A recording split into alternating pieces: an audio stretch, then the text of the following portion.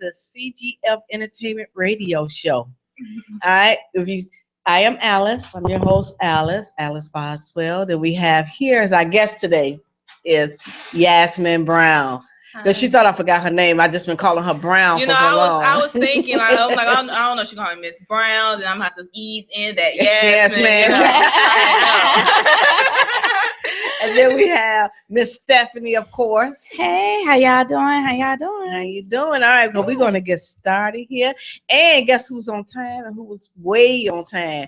Somebody said, "Is it Christmas?" Who said that? Is it Christmas?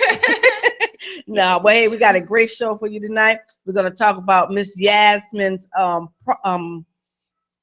event that's coming up. That's coming up. 4 more days, right? Yeah. I'm excited. Yeah, she's doing the countdown on Facebook. That's how I know. It's gonna be 4, 3, 2, 1. Because Sweetest Day, this event is just gonna be off the chain. It really is. Well, we're gonna talk about that, and we're gonna talk about some other things.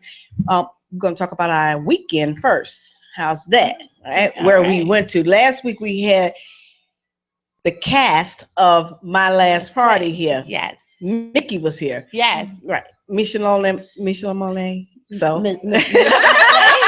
Right. Yes. Mickey was here. She did an excellent job. Awesome. I mean, it had me in tears. Oh, wow. I'm literally, one of the cast members got up in there. She was speaking. It was like it touched me. Wow. And I'm just sitting there I'm glad I didn't wear no makeup that night. You know what? And you know what I really liked about the play is because not only was it something that you can relate to, of course, but she gave good information in order for you to, because the play was actually about suicide. Wow. It was My Last Party, so it was about suicide. And she actually gave you signs on how to recognize if someone is depressed or if someone, and also not only that, but she actually had a foundation that was there if you wanted to talk to somebody or get more information about suicide or mental health. Yeah, it was there. So I thought that was it was awesome. Actually 2 organizations there. So it was really, really good. It was a really good play. The play, I like how she did it. You know, each person had a speaking part, but then they would stop and then they would come to the front of the stage and they would say how, and it's a sign, you know, one person lost her child, another lost a husband or a wife. It was a child there. And she like, nobody pays me any attention. Yeah, she was good. You know, and then the person that was actually giving the party, right? But we had a guy there who was upset because he lost his girl. She took away his baby. Right. And she said he took everything, even his toothbrush. That was so funny. He said she took everything, even my toothbrush. Yeah, so that was funny. It was a really good play. You know, and the person that was throwing the party, all these people had experience. Everybody that was there had experience with suicide. Wow. But nobody recognized the fact that she was getting ready or she had a problem of her own. They just thought she was the strong one because she's walking around being, happy, and she threw the last party. Yeah. So it was. I hope I didn't do a spoiler alert, but well, they should have bought their tickets. Right, they should have bought their tickets. It was wonderful. It was wonderful. And I had actually saw the event and stuff, and I wish I would have been able to come because Mickey is just a phenomenal person. I've connected with her on different social media sites, and then also I saw her interview with LaTabitha, and I was like, man, I wish I could have went because suicide is something that's really big that is going on right now, and we don't talk about it enough. Well, depression is really big. It is. Yeah. And it's prevalent in our society. And as blacks, they say, well, there's nothing wrong with that person.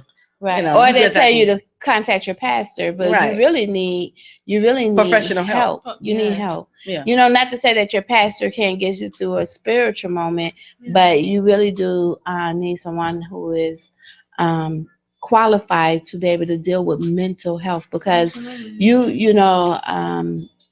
there are certain things that you want to talk to people about. A lot of times it's easy to talk to somebody who you don't know because you feel like they are not judging you versus somebody who knows you. Absolutely. So if somebody is suffering from mental health, just tell somebody, reach out. Reach out. You know, if they have all kind of 800 numbers and things like that. If you're feeling like you want to hurt yourself or hurt somebody, definitely, because that was something that had happened. The guy had did his skit about his mother's boyfriend was molesting him, and his mother walked in on it. She ended up killing the boyfriend and killing herself at the same time. So, you know, because that's, you know, all she wanted was a husband to love her, but also she wanted to protect her child, and she felt like she failed.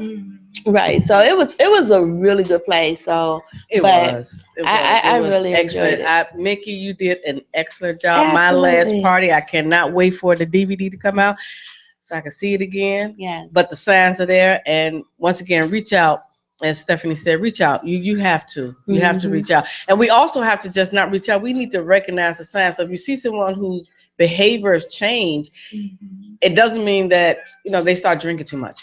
They're you know, indulging in drugs a little bit too much. Right. They're too quiet now, or they're talkative too much. Those are signs that something is going on with them, and they probably don't know how to reach out. So it is, from what I learned from the play, it's all right to say, hey, is there something wrong? Yeah. You know, is there something I can help you with? You're not thinking about hurting yourself. Those are questions that you cannot, because they did a question, you know, questionnaire. And you can ask that question. But you know what I really liked as well, because a lot of times we think that it's just the adults that are having issues, but do not ignore these children. Yeah. Do not ignore these children. Or think that they're just being kids. Right. Get over it. Absolutely. Right. Yeah. You know, so it was really good. It was very informative. You know, and to say that the young lady, I cannot think of her name, that played the young part. She sat there. She said, growing up in these days, much harder than when it was growing up. Dude, you can go outside and play. I can't go outside and play. You know, she can go to school and not worry about being picked on, you know, when you was going, you know, but now it's even worse. She said they fight, you all fought with your hands, we fight with a gun. You know, so we got to pay attention to our babies. Absolutely. You know, and speaking of that, to kind of get to our weekend, you know, not to bring, you know, but my kids go to that school that that was having that terrorist. Yeah. So now I'm actually dealing with, you know, my daughter was like, "Can I take a knife to school?" I'm like, "Girl, no." She ready, you know. So you sure, Mom? Right, but you know, but at the same time, you know, what they're not, a lot of things that are not coming out in the media, you know, that people, and then too, it's not a fair thing. I'm not gonna get too much on that. If he was of a different race, how he wouldn't be just charged with weapons, he'd be charged with a terrorist act.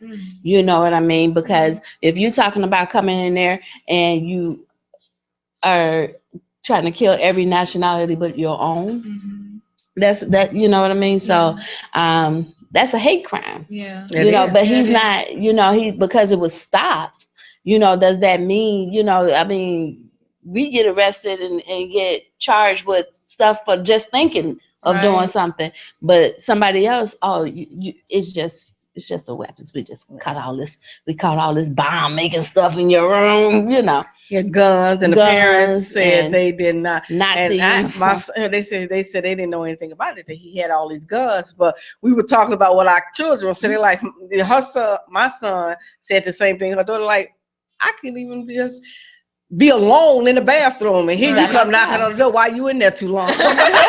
Right, like, you okay? But then, you know, who gives? I'm sorry, but you don't pay rent. So absolutely, what gives you the right to have privacy around the club? I mean, but you know, then that just goes to show you that we, as a parent, you really should, not just a matter of privacy so that they can have their own, but you know what? Safety. What are these kids doing? You know, every now and then, you know, I surprise my kids. I let them get real good and comfortable, and then I pop up out of the blue, or I'll be like, "Give me that cell phone." I check your cell phone. What kind of conversations are you having? What are where is your train of thought? What's going on with you? And these are questions that we really do need to ask our children. You know, not only to see where they're at, but to see who they're hanging around and see where they at. That's right. even though, uh, association brings on assimilation. So Yeah. if your kid may not be doing some things, but if they're hanging around people who may be, That kind of Right. way. on their way, You have they to. may start picking up certain habits that are not That, that's right. acceptable. Right. I'm telling you, my son, he's 21 now, and he'll tell you, Mama was to put her shoes on. Hey, Wayne, I walked down the street. Where are you, Wayne? I didn't play it. I will go into She his still does room. that now. Yeah. Sorry, Wayne. She's still doing that. He can I call will in right go now. into his room. I will check his phone. I even I'm like, you are drinking. So you just tell me. I won't be mad. You smoking some weed? Just tell me. I'm not gonna be mad. You're like, Mom, would you please stop? He said, I would never smoke weed in this house or with you. He like, cause you just go beyond safety. Wow. That goes to show that you still Mhm. have to, I know some people say that I'm a very strict mom, Mhm. but at the same time, I look at it has a catch 22. True, it does. Do you be strict and because you're afraid and you are trying to be sure that your kids are safe, especially I have a black male, I have two Right. black men, and I'm afraid for their life. If they walk out the door, what's going to happen to them? That's you right. know um Every time. I mean, it doesn't even matter if they get pulled over, if somebody just get itchy, trigger happy, so. Yeah. But at the same time, you got to kind of, when you're strict, it kind of don't prepare them for this world, but also at least you get to have more time with them. You Mm-hmm. know what I'm saying? Because I'm so strict. Sometimes I feel like I fail my oldest son because I be like, "Did you really just do that?" But then I had to sit back and think. I didn't really teach him any better because I was so strict. I didn't allow him to go out and have and partake in a lot of worldly things. So now I can't sit and look at him like he crazy. If I be like, that was odd. You Yeah. know, Yeah. Well, I do the same thing with Wayne. I do the same thing. He do odd things that I'm like, well, where did you get that from? But then you really have to ask yourself then, like, so what is being true too strict? Like, what is that? Because like you have it where sometimes you do want to have it where you disciplining them and there's specific guidelines and stuff in order to stay in your house or the different things that you need to do. But then like they have to experience things as well, because you learn through experiences. And so when do you know? Because for me myself, I have a stepdaughter, but I haven't personally had any kids of my own yet. So Mhm. I'm like, when do you know when it's like, okay, you're being too strict? Because sometimes I'll be willing to say, no, you can't do this, you can't do that, you can't do this, you can't do that. But then I'm like, okay, you want them to experience life at the same time and learn I from think their experiences. in the world that we live in now, it is like totally different. It So is. it's totally different. So Yeah. I would say I'm glad I'm not raising a child in this world right now because I wouldn't know what to do. Well, I would probably be more stricter Yeah. now than I was with Wayne then. you know what? I am a certified stalker. So I am a certified stalker. But okay, so homecoming, and I try to teach my daughters. Yes, there is a double standard in this world. Mhm. Everything that your brothers did, I'm sorry, You just Mhm. can't. you just can't do. But however, I am trying to allow them to have space to have friends. So when they went to homecoming, I gave them about 20 minutes. Then I called after the home, because they want to go and hang out with their friends. So I waited, gave them about 20 minutes call, asked where they were. They were at Buffalo Wild Wings, which she told me. So then I asked, who was sitting with you? Who is in your party? But And you how, have to. and how do you plan on Right. getting home? Yeah. Because when you do things, I try to give them, okay, well, let me see if I can get a ride, this, that, and the third, because I may not be able to pick them up. Right. However, how do you plan on getting home? Where are you at? Then I do the pop up. Hmm. So, and it's okay but you know what? I thank God that my children, my twins, they really do accept me. So they was happy to see me when I came. So I'm not their friend. So I sat at the bar and sent their food over there to them. And then when it was over, I told whoever was coming to get them that they could tell they ride. They didn't have to come. I'll take everybody home. But if they feel like they need to come and meet me, I'm more than happy. But at some point, I don't know. I don't know what a barrier is. I am there. I don't know what the barrier is. I don't know. I can't even. I like something that you Stephanie said earlier. It gives me another chance to see my child. So I will stay strict. So get them. We had a young lady here who's getting ready to go to college. Her parents was strict. Right. So it depends on you. Yeah. Because I just don't know that. Like I always ask people that, like, where do you draw the line? Because you have some people that was like, my parents was just too strict, and now I'm wild and I'm free and I'm able to do what I want to do, when I want to do it, how I want to do it, and then all the experience just began then. And then it was like you have some was like, man, mine's let me do whatever I wanted to do, and that was the reason why they are probably cutting up, acting up, and all type of stuff. And so it's like, well, what do I do? You know what? It's you have to play it by ear. There's no real we're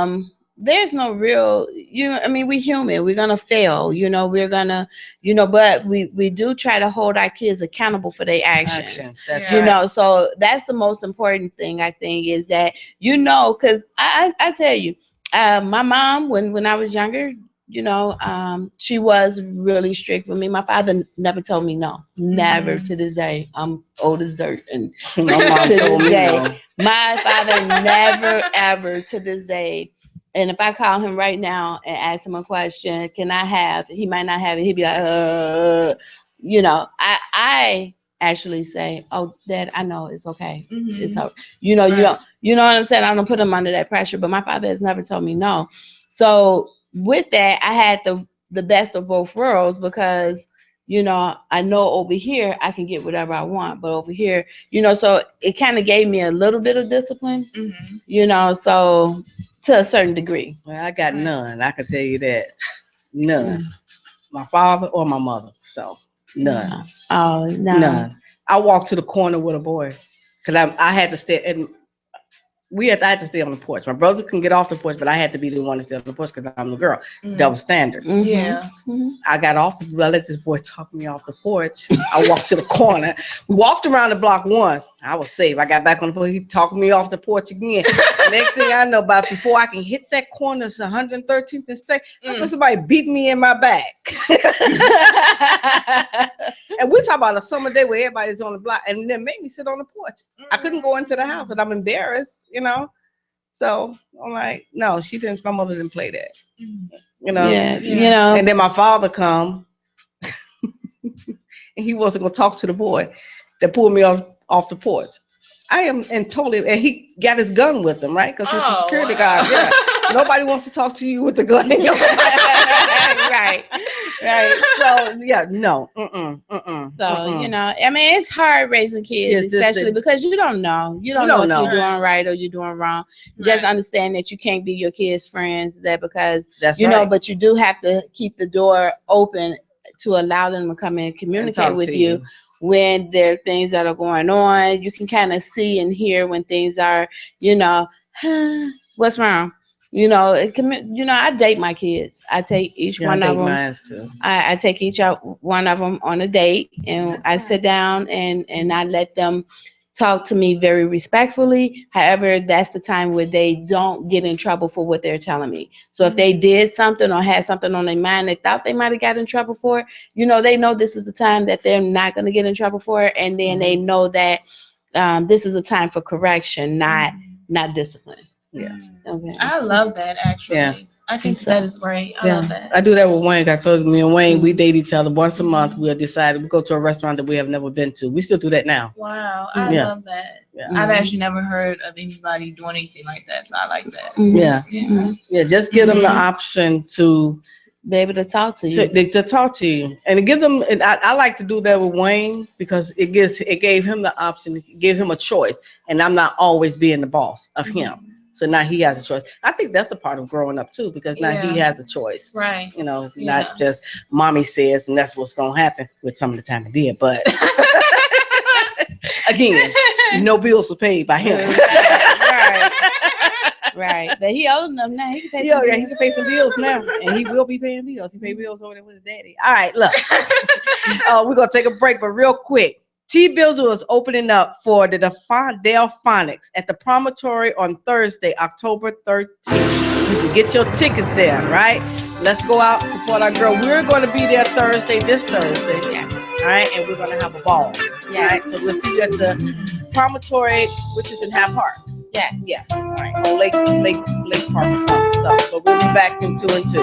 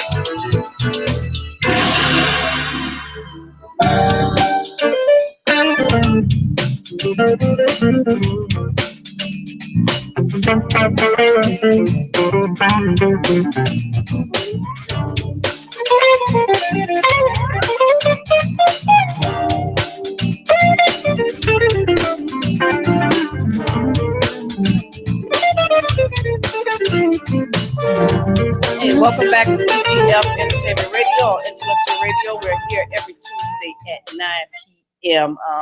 You have me, Alice. You have Stephanie, and look who's here, who decided to join us, Miss Avis. All right. All right. So listen, we're going to get back into our conversation. At the end, we did talk about the Delphonics. Please be there on Thursday. And then how much are the tickets? The tickets are $20. Okay. Right. And they can get the tickets where? At the box office at the Promontory. Okay. And just mention what is Tom Hayes, which I don't want to forget because his artist is coming in from London, England, and her name is Bab Savage, and she has a hot song. You know, check her out on YouTube. Yeah. All right. Apple Pie. I love that song. All right, it's a nice little steppers tune. Listen, we all did something this weekend that was really good. So Stephanie had the little girls' night out. Yeah, I couldn't go because I ended up promising another friend that we were going to go to the movies. We went to go see Birth of a Nation. All right, so the Birth of a Nation is about Nat Turner, who is an enslaved Baptist preacher who lives in Virginia. Virginia plantation owned by Samuel Turner, with rumors of an insurrection.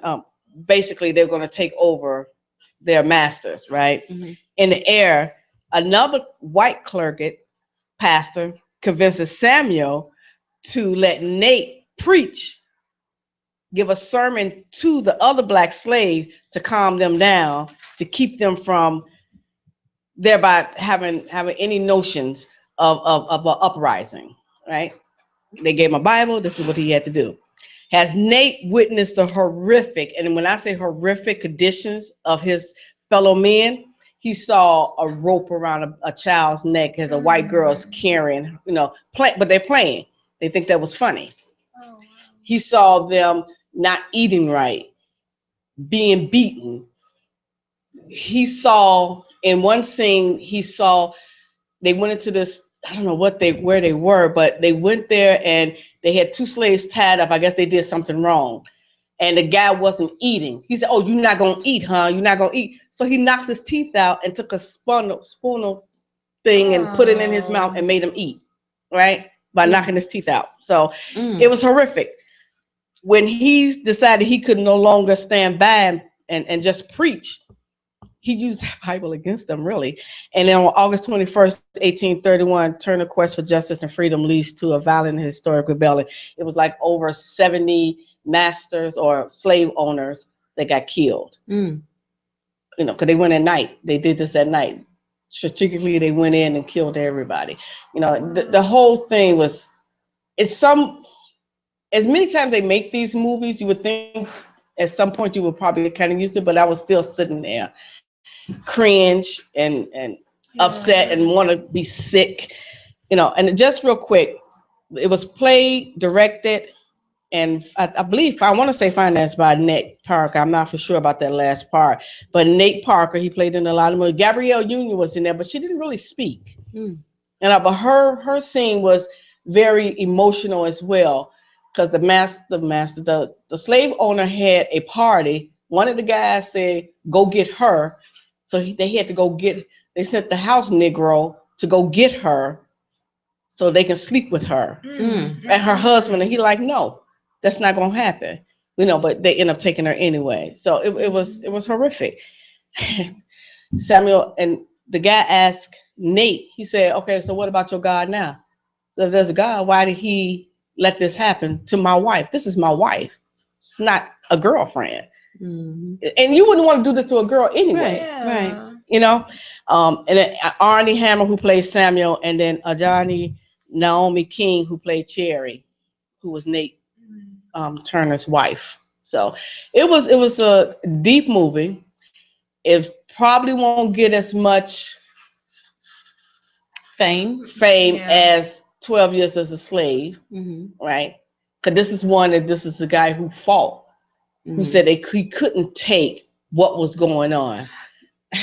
Of course not. That they don't want to see, or want us to start thinking that we can get past of what we're going on through today. So I personally, because what you were feeling is, but you should feel that way because of everything that's going on right now. I mean, look at what's going on around us. I mean, our men cannot go out here without being harassed, shot, killed. They doing everything but lynching them. Absolutely. I'm sorry, they are lynching them. They're not hanging them from a tree. No, they're just shooting them. Right. So, but they are lynching them. The movie, I like the movie. It does take a lot to take in. You have to be strong to watch it because there's a lot of things in there. Yeah, because the movies like that just make me so sad. And it makes me angry. I probably wasn't crying the whole time. I cried on a couple of parts of it. Yeah, so, because it's so disheartening to see how we were treated then, and to see like all that had happened and all our ancestors had to go through and fight through, and then not really understanding that, because what I believe is that a lot of that still lives inside of us, like that anger still lives inside of us somewhere, and when we see that, it's basically exposed.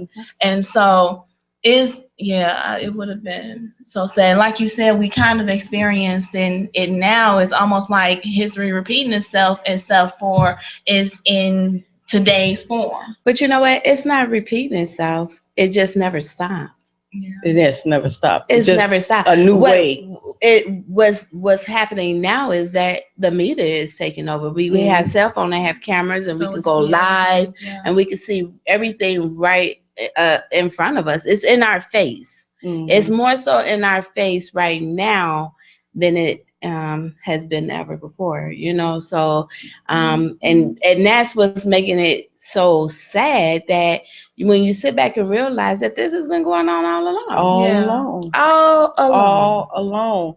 And then you have people who's like Trump. said it right, Trump. Trump. I'm not gonna play with you today. I am not gonna play with you. We have him, which we, like in our election, we don't know who to vote for, right? Because neither one is actually good. I got a question. Go ahead. Is it true if you pick, so if you don't want to vote for Hillary and you don't want to vote for, then don't vote because the ticket is not going to count. Well, no. But they said that you can vote. What is it? A different party. Undecided. Yeah. So if you go to an undecided vote, that he can still that Trump can still end up getting in office. So what I want to say is, don't vote undecided. Vote. Pick a side. Either you with the toupee going this way, or you're not. Yeah, this man here, Trump, he says today, he says some of the darnest things, and he said the shackles are off, and that's only because, of course, that's exactly what he said. Quote: "The shackles are off." He said that in regards because the GOP finally has dumped his crazy behind. Paul Ryan, the leader of the GOP, will not support him at all. He finally just said that they're not. They actually look like they're trying to support the Democrats, which is unheard of, but they said they're not going to support him. And it's all because of the leaked tape that came out of Trump saying, that he used to grab the ladies and he just walk up and kiss them because they like that. And, and that's rape. That's unwanted advances. But who's surprised? Who's surprised by that? I mean, really. I mean, all the arrogant, dumb. I mean, it surprised me that, okay, so my father, he likes to sit there and watch Just News. And I'm why are you watching this? Because I know it's upsetting him. Why are you raising your blood pressure watching this? He's like, I don't know. Me either. Me either. He's an idiot. It's amazing that he has followers. So that lets you know what type of world we're living in. What type of racist world we're living in. Well, I mean, we knew that, but world that exactly drama. That's crazy. But you know what? Not just with Trump. When you say drama field, that's everything. These parents getting on Facebook, beating the heck out of their kids, posting all these fights. You don't see anything positive. And when you do see something positive, you see 3 likes. When you see something negative, you see 14,000 views, 100,000 likes. Very true. You know what I'm saying? Somebody, did you see this? Yeah. So they pass that along other than something that's positive. But we are a drama-filled war. We are. When you said about the likes, I would like to commend everybody. When I went to what is the name of the store? Whole Foods. Whole Foods. I went to Whole Foods and did the grand opening over there in Inglewood. Right? Mm-hmm. They had a whole lot of Black-owned businesses that actually have their products in the store. Mm-hmm. And I did one with the barbecue guy, the 2 a.m. barbecue. Mm-hmm. That video, and this is how it works, right? When you support each other, when you actually support, and I mean literally support. Mm-hmm. I post a video, then I let them know that I did post a video with their interview on there. Their friend, they shared it on their page. Their friends shared it. Then their friends shared it. Yes. And guess what? Now it's over 4,700 likes or views of a video of people who want to support and say, hey, go out and go buy this from them so they can get in more stores. Right. If we do that for each other, we don't have to worry about, we can basically go back to our own the way we did have. And they were a Black-owned business. Right? And they are. They are Black-owned. There was plenty of Black-owned business. The hair care products that's in there. It was. Yeah. Health food, everything. Just go over there and check it out. They just opened up another one down in Bronzeville. And now they have one over here in Inglewood. Check them out and let's support our own when we do this. This is what we do. All right. Mm-hmm. This is what we do. One last thing, couple of things. What I didn't know, so you all, the younger crowd, can tell me about it, right? Drake and Rihanna split up. I didn't even know that they were together. I didn't either, so I'm probably not the younger generation. So he was spotted out with India Love. Who is India Love? I don't know. So I'm probably the wrong person because I didn't know. well, they were back together. Now they broke up again. So they split up again, and he's out with India Love, whoever she is. And then the last thing would be Kim Kardashian. She was robbing Paris. Wow. Yeah. So they took over $10 million of jewelry from her. Wow. Yeah. Is that correct? Yeah. $10 million. Wow. And she Was that her booty? No. And it was scary for her. I mean, it literally scared her so much where they stopped her show on. It's not the We Network that she's on. Bravo. They stopped her show. They're not doing the reality show. They have to stop it because it really shook her up because she goes. And we're trying to figure out what happened to her detail because they all have them, but they're not there.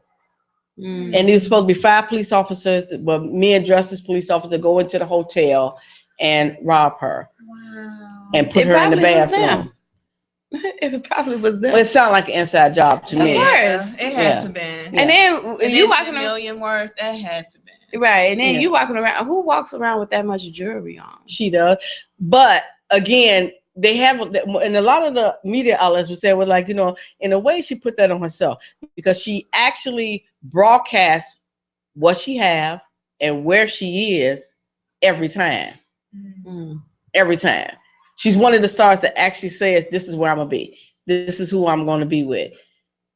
This is what I have. Mm-hmm. This is what Kanye bought me. So they went in there and got all of it. I thought I read that they recovered some jewel, emerald, something. I'm not for sure.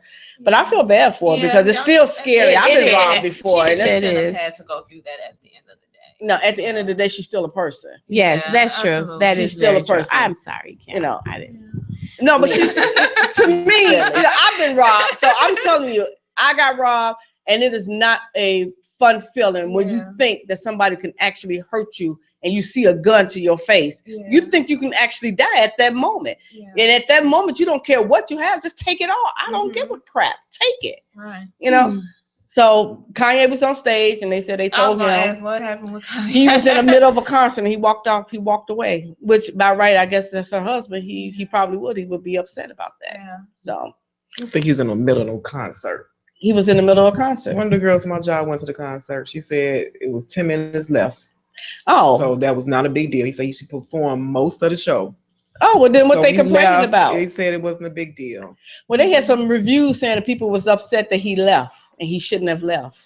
And maybe that's why, because it was only 10 minutes left. Because he was going to ride a bicycle to Paris.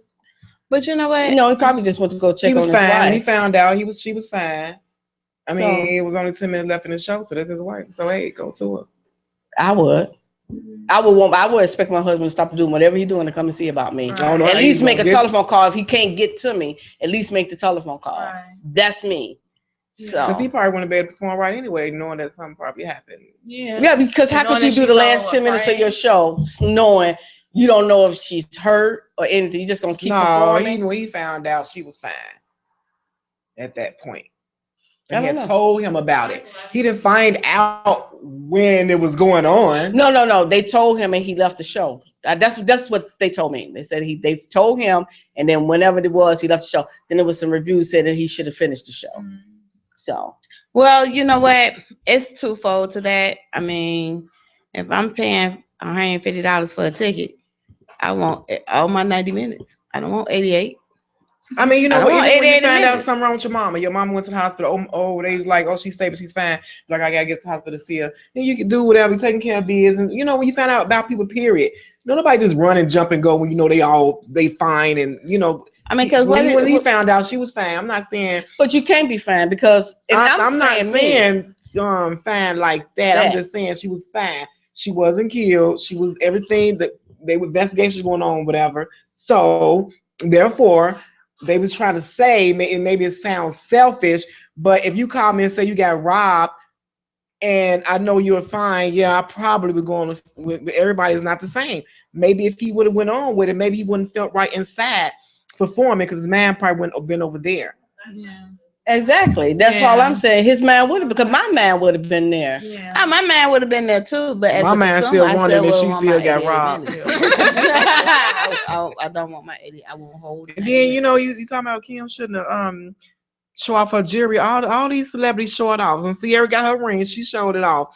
They show it off, and if they don't show it off, we're gonna see it on the red carpet. So it doesn't matter if they on That Instagram jewelry showing don't belong their to them. their wedding rings. I'm talking about the Not ring. the wedding ring. I'm talking about the the jewelry that $4.5 they million wear. ring that got taken off her finger. Kanye West had updated that ring, and which it didn't look no different from the other one. And she was just saying whatever. They all show their rings when they taking pictures. They all do that, or they hold a microphone. Or well, she was like excessive because she had a lot of jewelry with her. You know, first of all, they never even. even said how much jewelry she had. She could have had this $9 million. You gotta understand, 4.5 went to the ring. She could have had a nice little brooch or thing. It wasn't a lot of jewelry. They could just grab and put in their pocket. It's still a lot. And that's true. It cost a lot because it was, diamonds. Right. That's true. But it could have been a little brooch, that little ring go in their pocket, little brooch or something. Right. I know they said they recovered one of the pieces of jewelry. I don't know. And then they rode away on is. bicycles. They cold. Yeah. As police officers, because who's gonna stop them? I ain't trying to be funny. Well, you know what? People do things. Sometimes karma come back on you. I'm happy the girl's okay if it happened, because I understand how at 3:00 in the morning you got your little butt in the hotel by yourself without your security guards while your sister was out partying, and then it's supposed to be one person at the door. It was nobody at the door. No, it was supposed to be her security. One of her security was supposed to be at the door or something like that. Yeah. So you leave out with 5 on the bike. I don't know. It's I don't know. Like the girl got insurance on that crap. Yeah, they do. Yeah. They got insurance on it, but once again, to be robbed is very, very scary. I got robbed with a gun to my face. It's a scary thing. I was devastated. I was hurt. I was shaken up for like the next 2 or 3 days. I was totally shaken up. And every time somebody walked past me, it made me jump, and it scared me. So everybody acts some different. Little punks, I swear. Well, I'm shaking up. People walk past you for. I got robbed. I didn't get shaken up. Well, I did. I got robbed. I chased his I was ass. in the store and they robbed me, and I was scared. Hey. Thank God I ain't never been robbed. I haven't either. Thank God. We was little. This man had put a gun on all of us in the hallway. Me, all the kids that was playing. See, I was just. We was wild, but we was fools anyway. We thought it was funny. See, I wouldn't think nothing like that. Man, but his brother came and got him out the hallway, like, leave these kids alone. He had the gun on us, like, mess with us, like, had us in the corner. No, see, I don't play. You show me a gun, I think you're gonna kill me, and that's what it's for. Period. Still, show you click. Still, pop. We're gonna take a quick break. Then we're gonna come back and talk to Miss Yasmin Brown. She's ready to tell us, right? Intellectual Radio, iHeart, baby.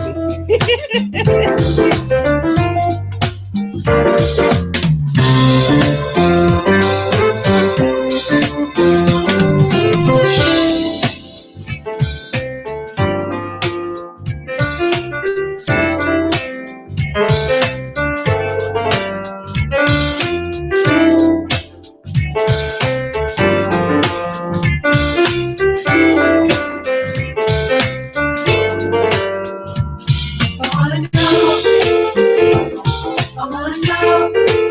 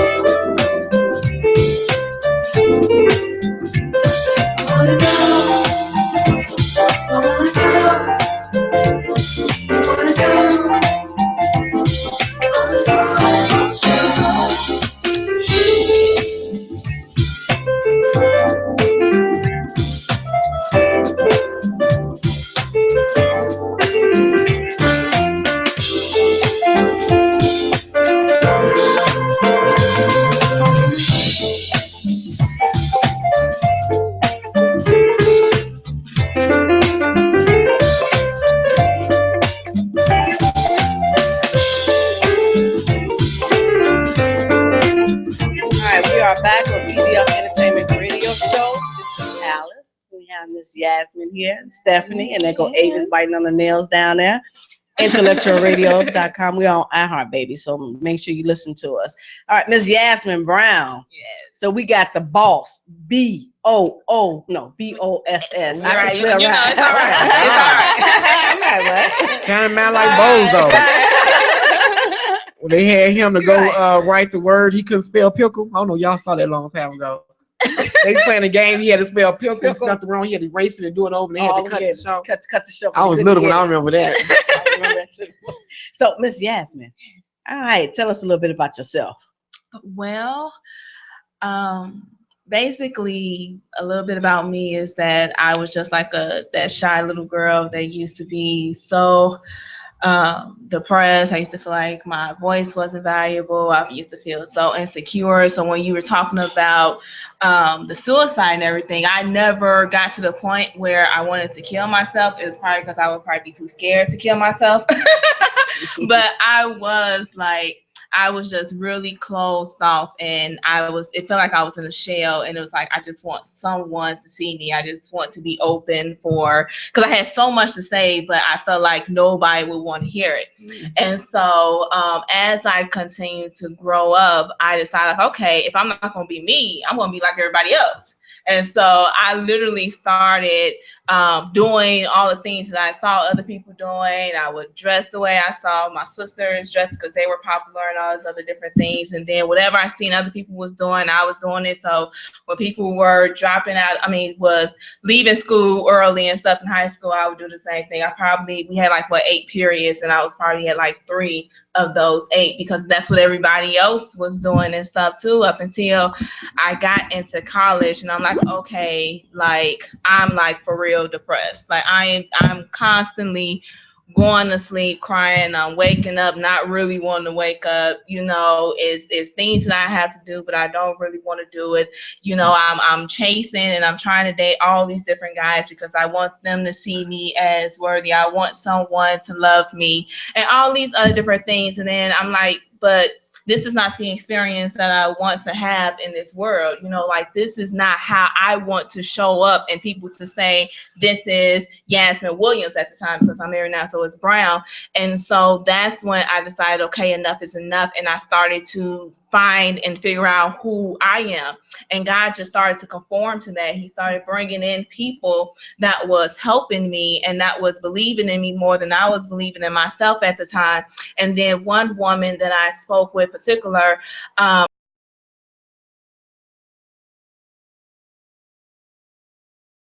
to me.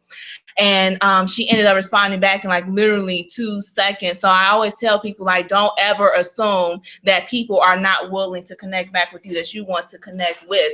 Just go ahead and press that button. And so either way, I did that. And I was, and like I said, I was kind of still shy. So I sent her my journal entry so that she can kind of understand me better, because I couldn't really express how I was really feeling and what I was really dealing with and where I really wanted to go. And so I sent her my journal entries. And then when she read it, she got back to me. She was like, wow, do you know that other people are going through the same things that you're going through? And I said, okay. And then she said, do you know that some of the stuff that you wrote in here is healing? And it's your own personal healing. And I said, yeah. She said, you should make this into a pamphlet. And so from that, I just kept on writing. And then it ended up turning into a book. And so that was the first thing that I started with Women's Empowerment, is my book, Love Answers to a New Beginning. And then I went from that into life coaching, because I wanted to help women who, it's like how I was, who just really didn't know who I am, whose I am, and my worth. And so I went from that into Balls, Beauties on Successful Strides, and now we're into our not-for-profit I Am Love Cares, which we'll be bringing out next year. So that's a little bit about me. Just a little bit. Just a little bit. All right. So how old are you? If you mind me asking. I am 27. 27. You look Still a baby. younger than that. Thank you. Yeah. Thank you. I still tell people 21, but So going through this, you mentioned that you were married. I am married. Yeah, you are married. So did you find yourself before you went through this or after you got married? It started before I got married. It was literally like when I got to a point where it's like, okay, I'm going to be me. Like, I'm going to show up. Like I said, at the time was Yasmin Williams. I'm going to show up as Yasmin Williams, and you can either like it or you don't like it. And that was something that I really, really struggled with because remember I said I was that shy little girl that used to basically only speak when I was spoken to. So I wanted to be accepted. I wanted so many people to like me. Like if I was how I was then, now, like I would want all those likes on Facebook. I would want people sharing my stuff and being all on Instagram and things like that. And so it was literally like probably like a year before I got married when I found myself. Oh, a year before you got married. It was about a year. Yep. It was literally like so. And my husband, I actually had dated him back in college, and we had a crazy breakup, and then we didn't talk for basically 2 years, and that's why in my book also I wrote there is nothing wrong with space. Because within those 2 years, he was able to grow and develop into the man of God that he is. And then I was also able to grow and mature as well. And even though we are still learning and growing and stuff together, but we were able to do that. And when we got back together, 6 months later, he proposed. And then the year after that, we got married. Oh, yes. And how long have you been married? We've been married for 3 years. 3 years. Yeah. All right. So how long did it take you to write the book? Because it sounded like it took a little while to get the book in. It took a little while. It took about a year and a half for me to write the book. Yeah. And what I always say is that all my mess is probably in that book because they start out as journal entries. And another reason why it took so long for me to write it was because, like I said, all my mess is in that book. And you don't want to just dish your mess out. And so, because I talked about the nights where I was just going to bed, crying because being so depressed. I talked about me not feeling like I was good enough, not feeling like I was pretty enough. I talked about the acne and stuff that I went through. I talked about how, I used to use men to validate me, or make me feel like I was worthy. All of that stuff, is in there. So, I had to get to the point where I was like, okay, yes, man, you have to help someone. Okay. And someone's going to be helping this. I'm sorry. I have a question. So as you were going through this transition, what was it that you reached out to her and she said, okay, you knew to make a journal, but what was the actual turning point to say, you know what? I'm in love with me. What help brought that about? Because you had to fall in love with yourself in order to stop saying, I want to be like her. I want to be like her. I'm in love with me. Yeah. So what was it that made you just drop it all and say, I surrender?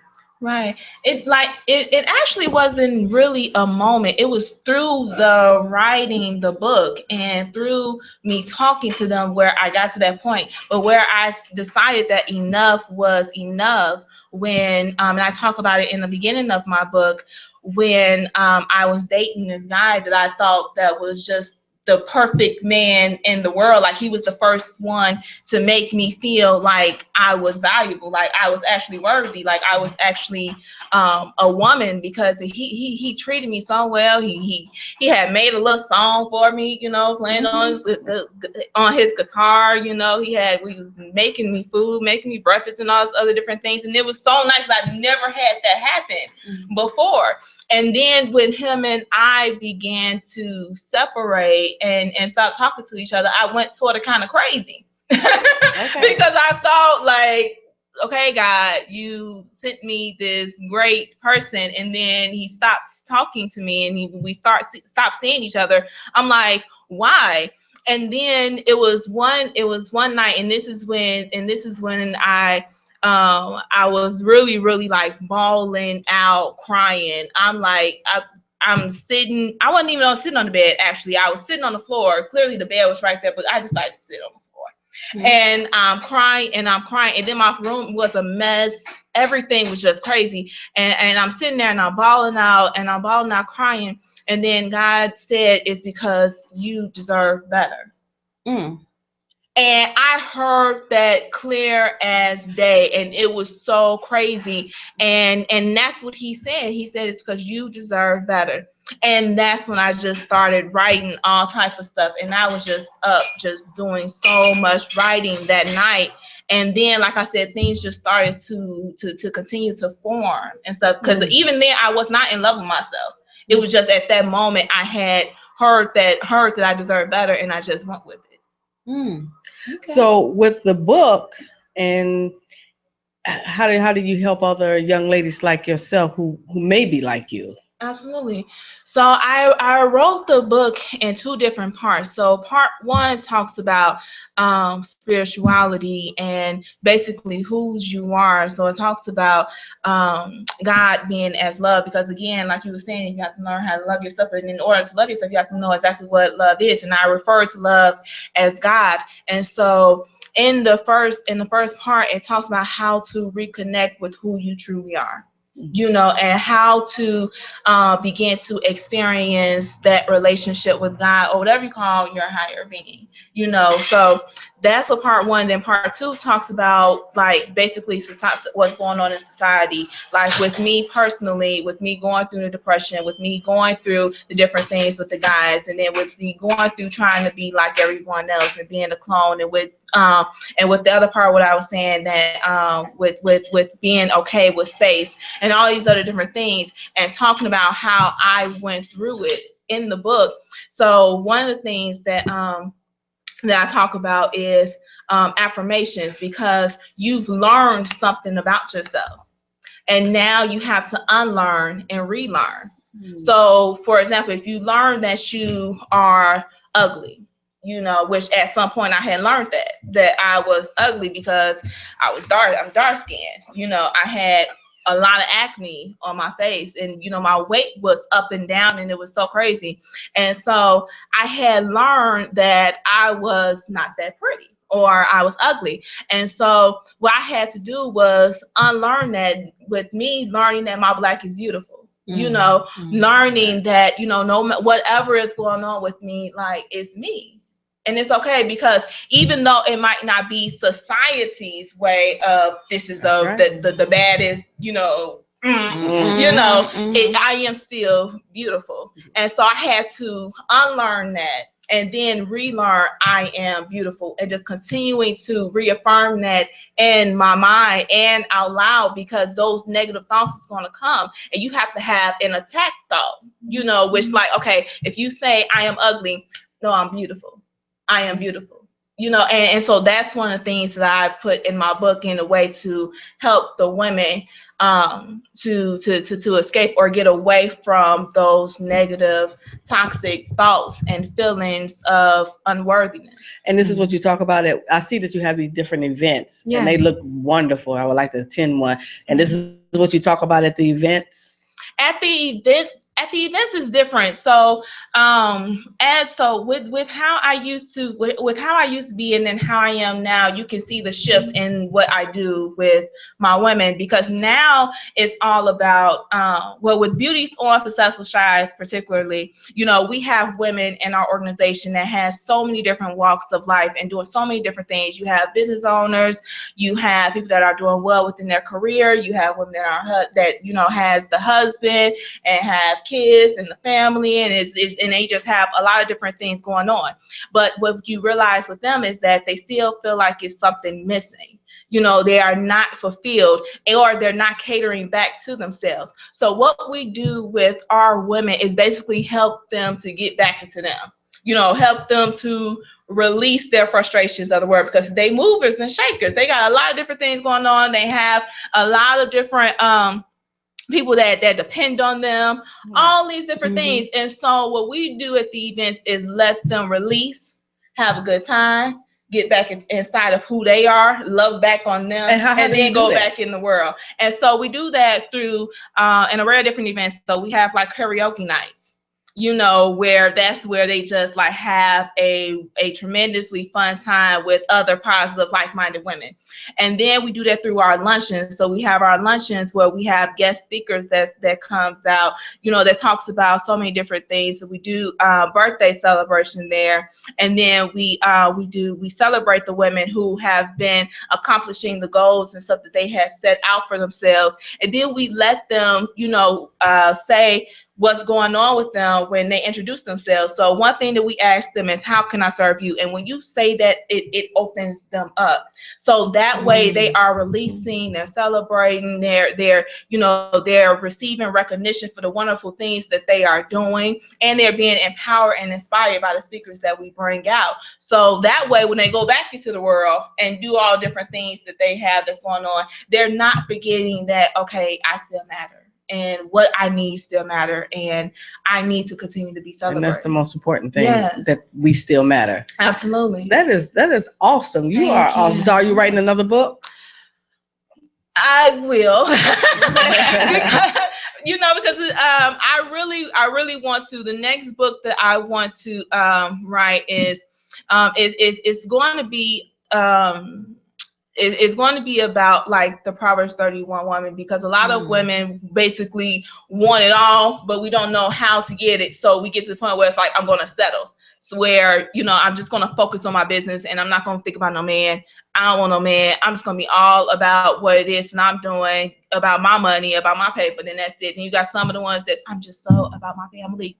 I love them so much, and I'm just gonna just continue to cater to my family, and it's just all about my family. And you have women that, and they sacrifice, not knowing that you can have a lot of the things that you want. And I believe that the Proverbs 31 shows how you can have all those different things. So that's something that I want to do, but that would probably be like next year or something like that. Because that sounds very interesting. Yeah, because believe it or not, for women like myself, some people don't know what a Proverbs 31 woman is. Yeah. But that would be interesting to say, to actually take a self-reflection and to see what type of woman really are you. Yes. A proverb, and then see, are you, the things that you're asking for, are you lining yourself up for those things? Like, you want to be a businesswoman, but are you really aligning yourself up with being a businesswoman? You want a family, but are you really aligning yourself up to take care of a family? Absolutely. 100%. So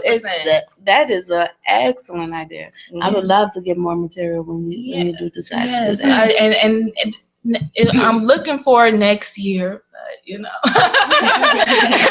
because we're working on, like I said, the not-for-profit I Am Love Cares too. So if anything, I know for sure I'm going to do like a small booklet of the Proverbs 31 thing. But yeah, tell us some more about the non-for-profit. So basically, for the non-for-profit, we want to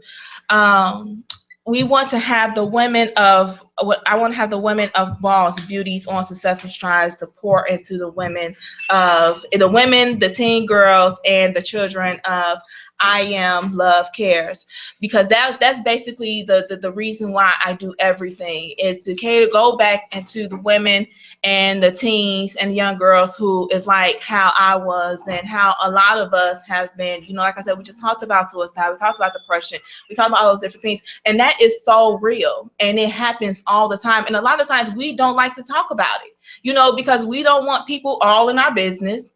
We don't want people to think that we crazy, that we not living the lifestyle that everybody deems as being great, or like the reality shows and all this other stuff like that.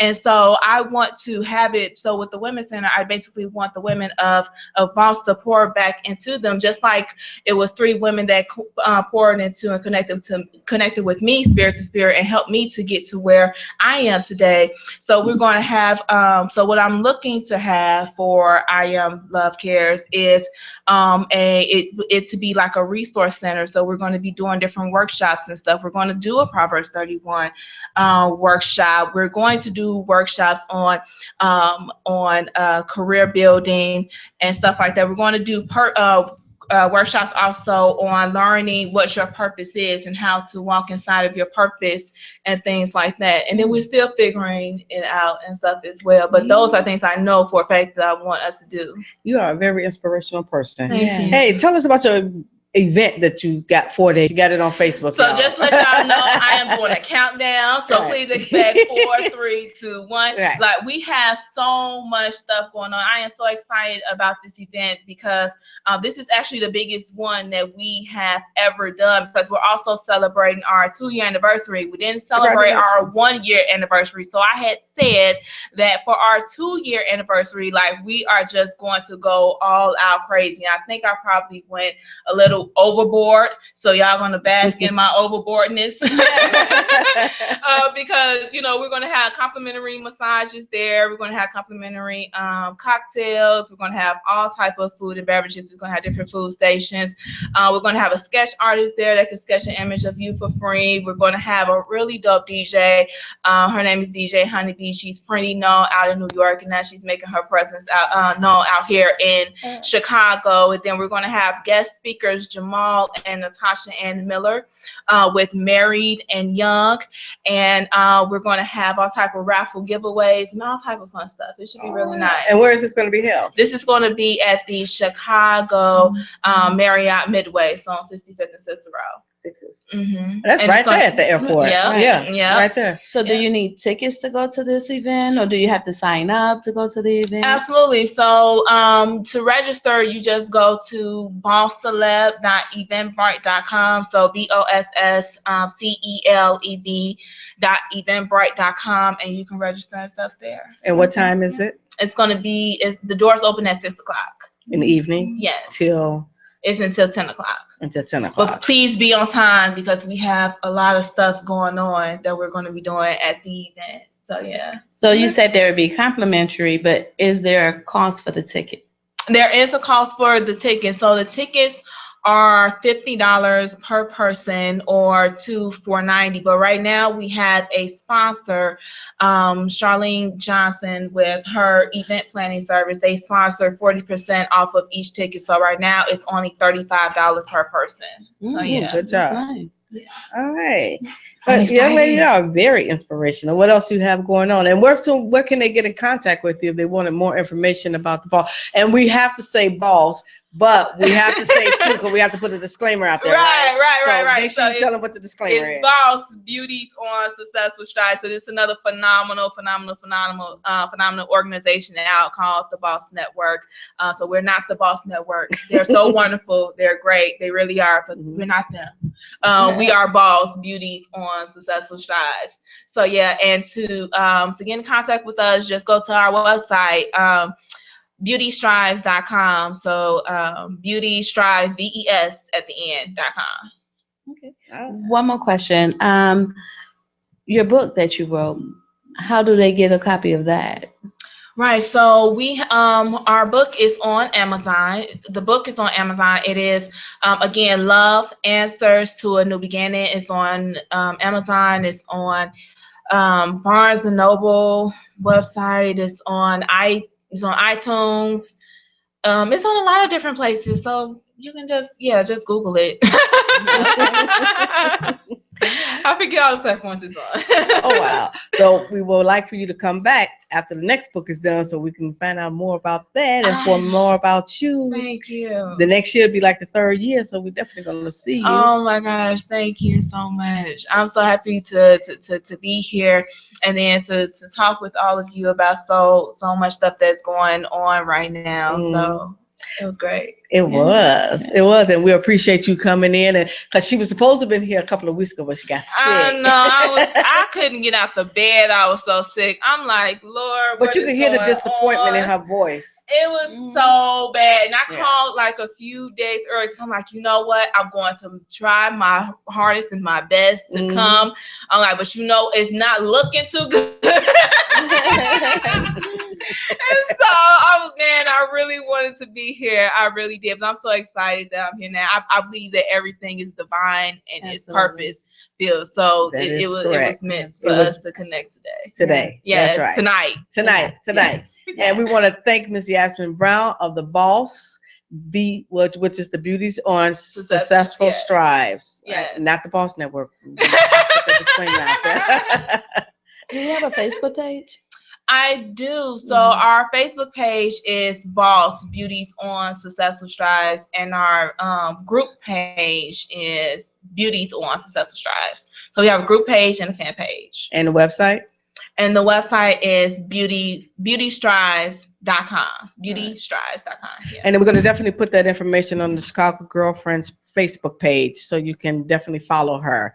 Because this is she is extraordinary. Thank you. All right. Thank you. We want to thank you for coming out, and your best friend who's been over there quiet doing all the little taping. All right, next week we're going to have Miss Lori here. Lori is the owner of the Blue Soul Shoes. All right, Blue Bottom Shoes. We're going to be at her event at the end of the month, and that is going to be great. You heard the red bottoms? She has the blue that's bottom. what I was just So thinking she about. made them, so because the red bottoms cost so much, she decided to come up with the blue bottoms to give us another alternative. So that I could be able to wear some? That's right. Yeah. That's right. So she will be here, and then at the end of the month, we also have a artist coming in from England, London. All right, her name is Babs Savage. She has a hit song on the Billboard's charts. All right, so she's going to be here. We got a lot of good things coming up for CGF Entertainment Radio. Yes, all right, we have wonderful guests, great staff. Peace out. See you next week. Love.